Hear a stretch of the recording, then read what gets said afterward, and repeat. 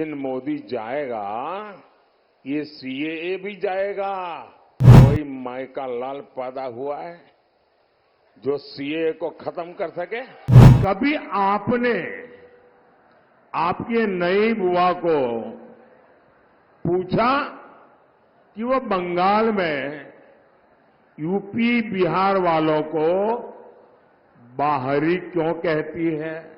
देश में 18वीं लोकसभा चुनाव का शंखनाद हो चुका है। ऐसे में एनडीए को तीसरी बार सत्ता के सिंहासन पर पहुंचाने के लिए पीएम मोदी एक बार फिर से चुनावी रण में है। नरेंद्र मोदी तीसरी बार लगातार प्रधानमंत्री बनने के लिए हर दिन देश भर में ताबड़तोड़ रैलियां और कार्यक्रम कर रहे हैं। अपने स्पेशल बुलेटिन चुनावी रण में पीएम में हम आपको पीएम मोदी के बारे में दिन भर की अपडेट देंगे, साथ ही उनके बड़े बयानों के बारे में भी आपको बताएंगे।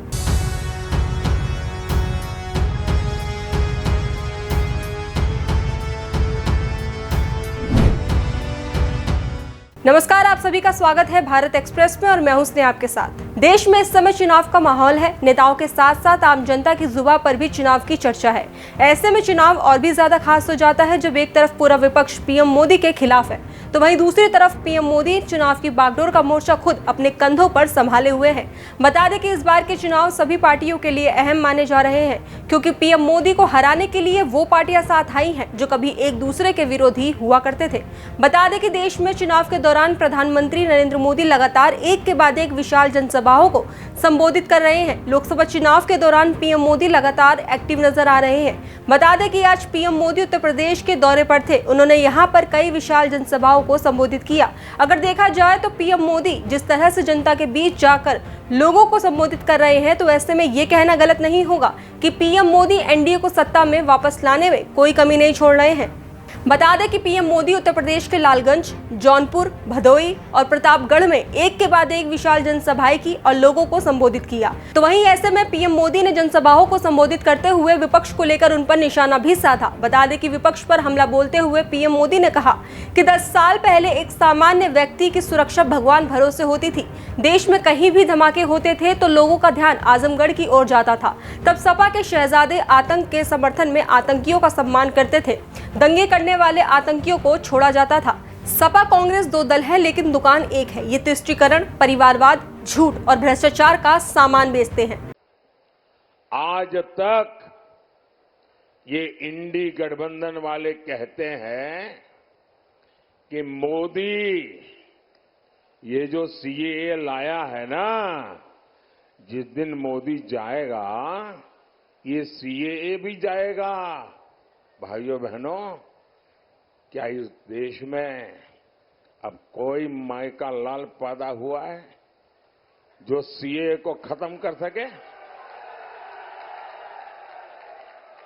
ये देश की जनता जान गई है, देश का हर नागरिक जान गया है कि आप लोगों ने वोट बैंक की राजनीति करके, हिंदू मुसलमान को लड़ा करके और सेकुलरिज्म का ऐसा चोला पहन लिया था कि आपकी अंदर की पाप की सच्चाई बाहर नहीं आती थी।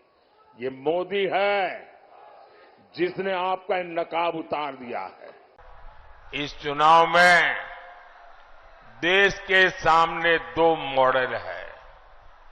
एक तरफ हम लोग हैं, मोदी है, भाजपा है, एनडीए है। हम लोगों का रास्ता क्या है?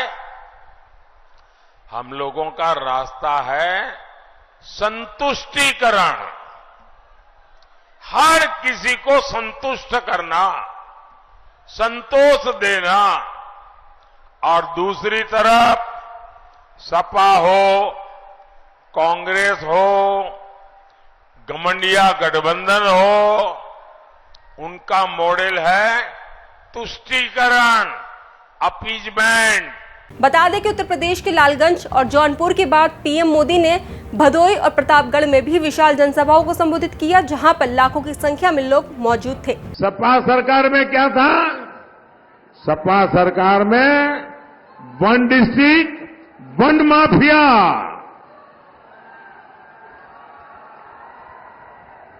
हर डिस्ट्रिक्ट का अलग माफिया, हर डिस्ट्रिक्ट में अलग माफिया का साम्राज्य।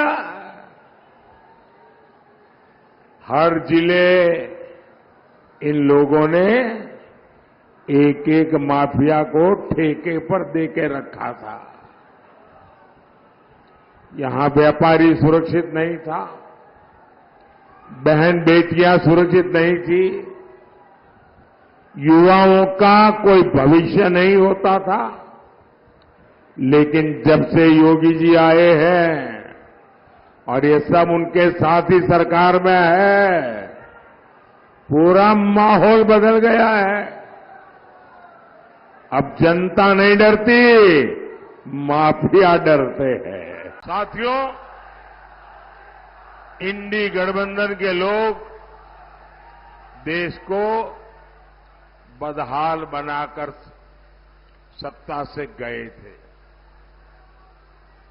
2014 से पहले देश को उन्होंने तबाह कर दिया था, बर्बाद कर दिया था। हर क्षेत्र में लूट मची थी। देश निराशा की गर्त में डूबा हुआ था। 2014 में आपने जब हमें सेवा करने का मौका दिया, तो पहले तो हमारी पूरी ताकत इन गड्ढों को भरने में लग गई, बर्बादी से देश को बाहर निकालने में लग गई। हमने, और ये कैसे लोग थे, देश जब आजाद हुआ था तब दुनिया में हम 6 नंबर की इकोनॉमी थे, 6 नंबर पे थे। इन लोगों ने देश को ऐसे चलाया कि हम 6 में से 11 पर पहुंच गए। ये बर्बादी की इन्होंने। आज के हमारे स्पेशल बुलेटिन में बस इतना ही। बाकी देश और दुनिया की तमाम खबरों के लिए देखते रहिए भारत एक्सप्रेस।